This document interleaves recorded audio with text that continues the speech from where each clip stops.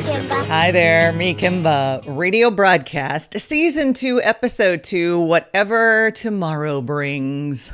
You ever hear a song that just, you immediately connect to it? The first time you hear it, you are like, what is this? And then you listen to the entire album and the whole thing resonates and you just listen to it over and over and over again. It just speaks to you in this guttural way. I've been lucky enough to have that happen to me a lot of times, but one in particular.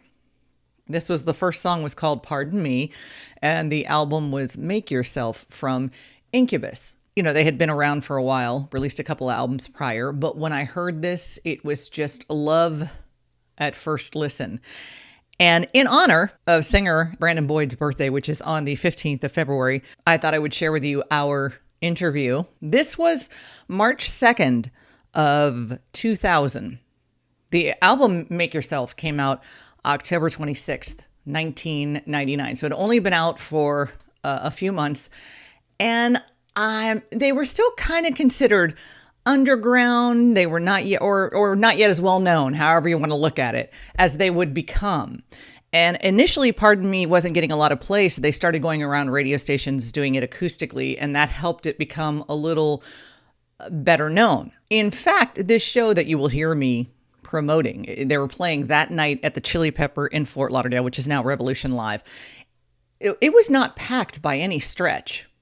I mean, there was a good decent amount of breathing room in that place, which if you've been to a packed show at Revolution Live, it's kind of one of those, I can't breathe and how would I ever get out of here if I had to kind of situation. So, and they sounded just fantastic.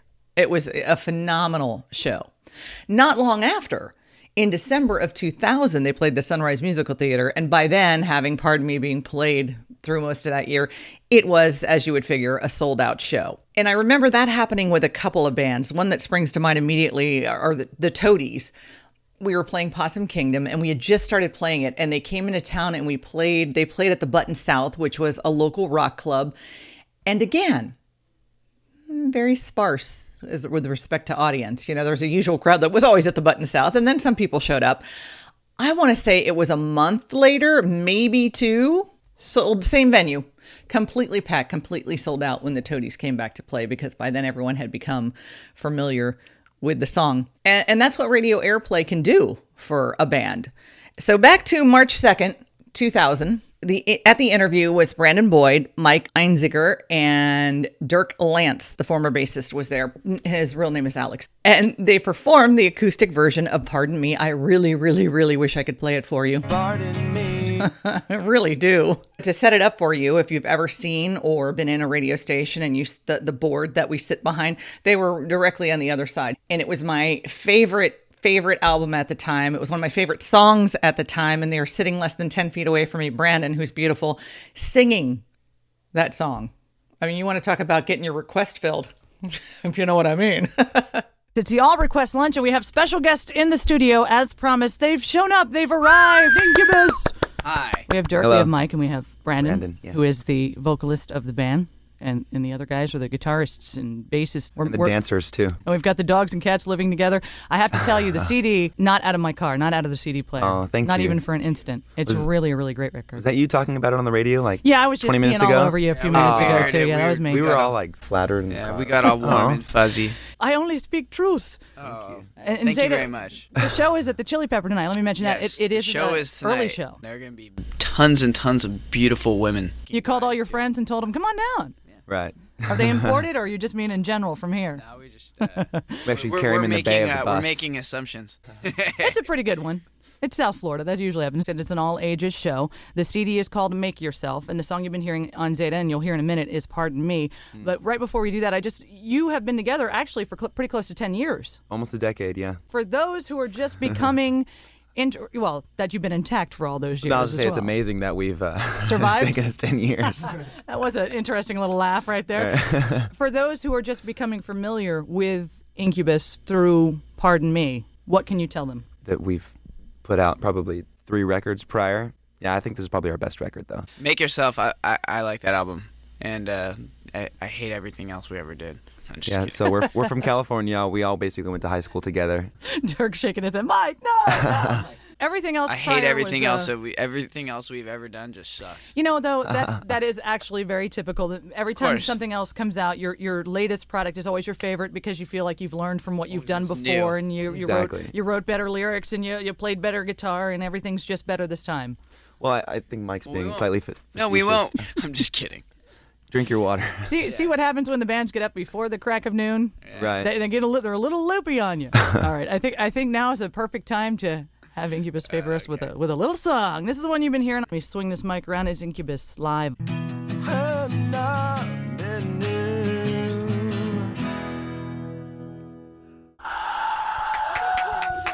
Stay back. To the rock station and see that guy called up wanting to hear "Pardon Me." Rarely do I actually get to get the band to actually come in and do it. Now that's a request. There you right go. there. That works out very nicely. Hopefully we fulfilled the request. I think that you did. Incubus, thank you so much. That an amazing voice, and with gum, Thank no you. less. That was pretty cool. Oh yeah.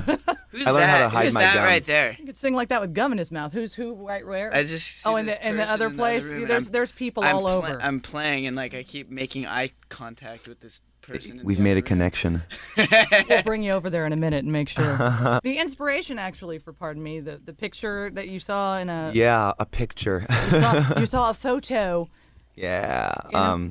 In a Time Life magazine. Okay. Sorry to interrupt. No, go ahead. It's your story. You tell it. Yeah, I get made fun of sometimes 'cause I always have little phrases written on my hands. Yeah, the other night I was not in a clear frame of mind and I had a pen in my pocket, so I was like write like these weird ramblings on my hands to remember little phrases. And "Pardon Me While I Burst Into Flames" was one of them, inspired by a picture of someone who had supposedly spontaneously combusted. I was feeling a bit down one day. Walked into a store, saw a picture, made a little lyric pop into my head. So It truly does, though, show the difference between writers and artists and musicians and schmoes like me. You know, you see the picture and you write that down and you write this great song. I would have looked at it and went, ew, gross. Hey, look at this. And, that would have been the end of it. no, I did that. I mean, I've done that before too, because I actually have seen pictures of people who have been little piles of ashes before. But I saw the picture again. Actually, it wasn't the first time I'd seen the picture, and or one like it, and it just happened to strike a chord with me, so to speak. I think lots of us are damn fine you saw the picture. Well, Damn fine glad. So you're also part of the Scream 3 soundtrack. Now, how did that happen? How did that come to be? you know, I actually don't know. I heard that the guys in Creed kind of organized the record and organized the bands that were on it. That was what I heard, at least. They were the executive producers of the Yes, disc. so I got to assume they had something to do with it, and we had a track available.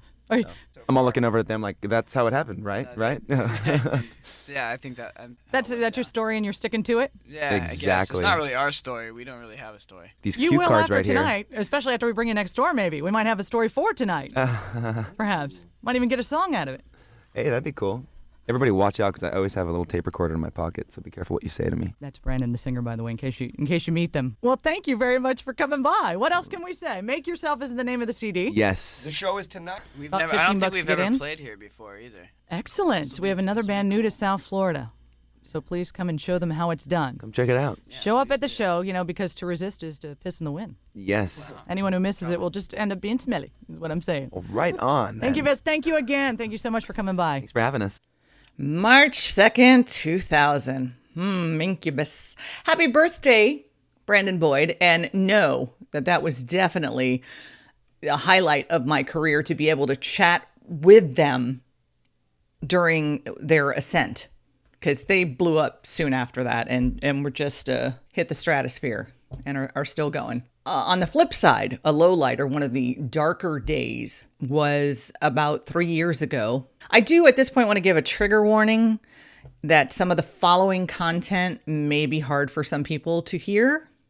It was February 14th, 2018, Valentine's Day, and that was the date of the shooting at Marjorie Stoneman Douglas High in Parkland. I was live on the air while it was an active situation, meaning the shooter was still at large. I had covered mass shootings before. Just the year before, Hollywood Fort Lauderdale International Airport shooting had happened. This was different, though, being a school shooting right in our backyard. Did I know anyone who was there? How many people were hurt? Again, I was live on the air, and this was actively happening and trying to get information in as quickly as possible so I could relay it to the audience. And it was a couple hours before they were able to announce that they had the suspect apprehended. And in that time, it was a very anxious, even me being in the studio, just knowing what was happening and knowing how close it was to home. It's a very anxious situation. These are a couple of the breaks that I did that day.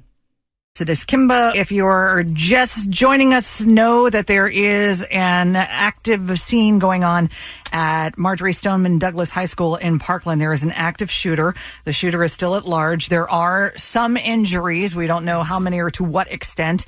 We do know that high school typically releases at about 3:30. So the police were asking if you were already in a room or barricaded in a room to stay there until police reach you. I'm hearing there have been texts, though. Hey, are you at room number? They're trying to find out if it's the police in the school or not. A bunch of children have been evacuated, but this is a school of about 3,000 kids. Yeah. So there are some that have been evacuated, some that are still in the school. And from what we're understanding as of right now, the shooter is still at large, according to BSO and Coral Springs Police. And if you don't know where Parkland, the area is, it's north of the Sawgrass, just north on Pine Island, north of the Sawgrass.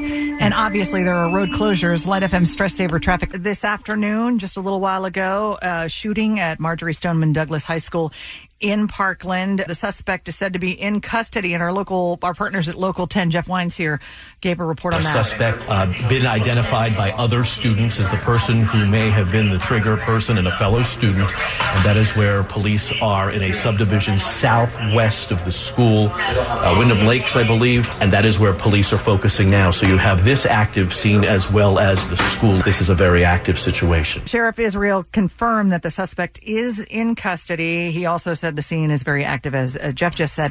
Coral Springs City Commissioner Dan Daly confirmed that there was one fatality. Senator Bill Nelson and Broward County Schools Superintendent Robert Runcie have both stated there are more.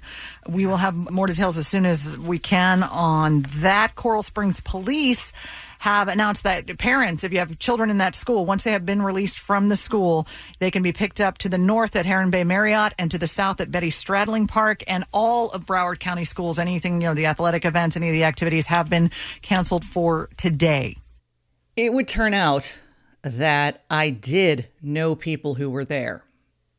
And it wasn't until I was at the blood drive that we did for Marjorie Stoneman Douglas on the 23rd of February that my former colleague, Ray Graham, told me he had been there, as had been his wife. And this is what he said then. It is Kimba at Coral Springs Auto Mall with the One Blood, the Big Red Bus, and my long time ago colleague. Hi, Ray. Hi, Kimba. So, Ray, you were in the building next door, and your wife, Diana, was actually in the school as well. Yeah, Diana's the media specialist at Douglas, and I work next door at Westglade. So yes. We're not even going to begin to ask you about that day, because there's no way we could ever even imagine. What I do want to ask you is, tell me something about the kids now today. The kids are the driving force behind this. This is the one that's going to make change. They are so articulate and so able to get their ideas out. It's just so inspiring. As Senator Nelson said at the town hall, their hope gives us hope, and I think that's true. That's what we're going to learn from this. And that's even Roberto Luongo last night said that you give us hope for the future. Well, we know that you as teachers had to go back to the school or were requested to go back to the school today, and we know that the kids are scheduled to go back Tuesday, and just know that we are all here with you. It's like one big group hug that we're sending your way. It has turned into one giant South Florida family, yes. Yeah, it certainly has. And thank you to all who stopped by today. If you were not able to stop by to sign our poster, I'll be out over the weekend, and you'll have an opportunity. I'll tell you all about that later. That is my former colleague, Ray Graham. I didn't want to ask him too many questions about it because it was just over a week after it had happened, and I just couldn't imagine what they were going through. Him, his wife, still everybody who was involved directly. So I really didn't want to delve into that. Well, last year, Ray was kind enough to join me, season 1, episode 8 of the Me Kimba radio broadcast, to talk about our time together when we used to do the morning show on Zeta. And we spoke about it a little bit more at length. It really is. You're working as a teacher, as your wife as well, or in the school system. And then the most unthinkable thing that can happen happens. Correct. We were both involved in the Marjorie Stoneman Douglas shooting in 2018. Me at the school next door and her there, but it still has affected our family since that time. Because I didn't know that you were there until after the fact. We were doing a blood drive and you came up and were talking to me, and I didn't realize you were in the compound, if you will. You were in the school next door, but your wife was actually on the property. Yep. She was in one of the closets, hiding kids and taking care of them. And I would think that would have to be, as horrifying as it obviously was for her, it would have to be for you as well. Yes. Knowing she's over there. I'm locked down. She's locked down. We're all the lockdown procedures. Who knows when we're getting out and what's going on over there. So that was very stressful. Yes. It happened. I think everything began to unfold as far as us knowing about it shortly before I went on the air. But then they didn't catch him for hours after that. And I just remember all of the sitting there getting all of the information, but how different it was because a lot of major events, I've had to talk about on the air, but this was home. Right. Neighbors, and not even knowing that someone that I know and care about are experiencing it at the moment, but to have to deliver that stuff was like, I don't even know how to describe the difference, but it was very different to be talking about it and not know where the guy was yet. So it was such a sigh of relief when they got him. But for you, you're in it. You're not even, I don't even know if you were hearing anything that was was going on. I don't know if you had radios. It was very hard to hear anything because you're watching the kids and you're trying to connect with where you can connect with. So it's hard to get a larger picture of it until you got out of the situation. And even then, with the amount of traffic and trying to get around and navigate, it was really difficult to. How long of a period of time did it take before you were reunited? We got out of school at 6:00, I think. And then, believe it or not, Diane was like half a mile down the road to the east, but I had to go to the west and the south and then the east again, like an hour and 20 minutes or something to get back to that spot that was half a mile away. So that was pretty agonizing. In the days that followed, did you both come up with an idea together, or because I know Diane knows somebody who went through, was it Sandy Hook? Yes, our longtime friend, Yvonne, who was the media specialist there, was involved in Sandy Hook. Because I know they were both on a lot of shows talking about it. Yeah, so it was like 5 years after Sandy Hook that this happened. So since then, a lot of focus on mental health resources and things to help you cope with all those feelings and deal with things over the long term, breathing, meditation, those kinds of things to help. In addition to that, we acquired a therapy dog, which we raised from a puppy. And that's little cute River, who's actually right here. Hi, puppy. Dark. Oh my goodness. In that view, huh? Oh, there he is. River goes to school with Diana mostly, but sometimes me at Westglades, and she helps kids a lot. And she is a therapy dog with Canine Assisted Therapy in Fort Lauderdale, which is a group that helped at the school a lot after the shootings. So we decided that we would give back also by taking her out to volunteer in the community. And I think that'll be, as I get close to retirement, I think that'll be my focus into retirement, is bringing therapy dogs into schools or working to get them, because they're really, especially now, there's a lot of trauma out there. This virus is it's a trauma for much of the nation. And even before that, kids would come to school from who knows what at home sometimes, sometimes school was their safe place or their better place. So the more you can get dogs or therapy animals into schools, you can't relate as much as you think you can, as much as you can have empathy, until it actually finally affects you, your town, you directly. It's a whole different ballgame. Yes, you are absolutely right. What you're doing, though, helping the kids with puppies. Kids, puppies, come on. How do you not love Ray Graham? But my buddy Ray. In the weeks after the shooting, and I mentioned it when I was at the blood drive, I brought poster boards for people to sign, write messages to the school, because I knew the school would be taking them. so many people wanted to be able to express how they felt and let the students and the teachers and the parents and the families know how much they cared, how much it affected them as well. And they wanted to send these positive and hopeful thoughts to them. And this was just a small way to get that message to them.